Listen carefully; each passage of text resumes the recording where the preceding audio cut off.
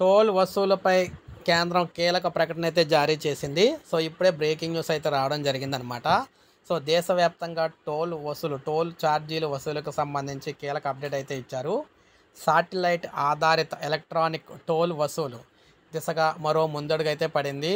ఎప్పటి నుంచో ఈ విధానాన్ని తీసుకొస్తామని ప్రకటిస్తూ వస్తున్న కేంద్రం రవాణా శాఖ తాజాగా దీన్ని నోటిఫై చేసింది. ఈ మేరకు జాతీయ రహదారులు ఫీజు నిబంధనలను ఈ 2008లో చేశారు. అప్పుడు వాటికి సవరిస్తూ ఇప్పుడు దానికి సవరిస్తూ నోటిఫికేషన్ అయితే జారీ చేసింది. దీని ప్రకారం టోల్ ప్లాజాల వద్ద కొత్తగా global navigation satellite system GNSS ఆధారిత టోల్ విధానం అమల్లోకి అయితే రానుందనమాట. జిఎన్ఎస్ఎస్ అంటే గ్లోబల్ నావిగేషన్ శాటిలైట్ సిస్టమ్ అనమాట.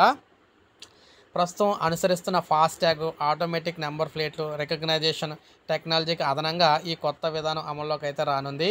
నావిగేషన్ శాటిలైట్ సిస్టంతో కూడిన ఆన్బోర్డ్ యూనిట్ కలిగిన వాహనాలు టోల్ ప్లాజా మీదుగా వెళ్ళినప్పుడు ప్రయాణించిన దూరానికి గాను టోల్ ఫీజు ఆటోమేటిక్గా చెల్లింపు అయితే జరిగిపోతుంది.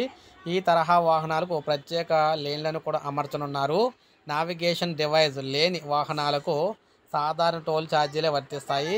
అలాగే కొత్తగా 20 కిలోమీటర్ల వరకు కూడా జీరో టోల్ కారిడార్ను అయితే తీసుకొచ్చారు.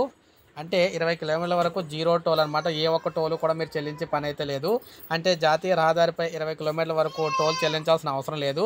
ఆపై ప్రయాణిస్తే దూరానికి తగ్గట్టు టోల్ అయితే చెల్లించాల్సి ఉంటుందన్నమాట. సో ఈ విధంగా సంచలన నిర్ణయం అయితే తీసుకోవడం అయితే జరిగింది. ఇక నుంచి ఎంత దూరం అయితే ప్రయాణిస్తారో దానికి మాత్రమే చెల్లిస్తే సరిపోతుంది అనమాట. సో ఇది మనకు అప్డేట్. ఒక లైక్ చేయండి, సబ్స్క్రైబ్ చేసుకోవద్దు, మన ఛానల్ సబ్స్క్రైబ్ చేసుకొని ఫాలో అవుతుంది.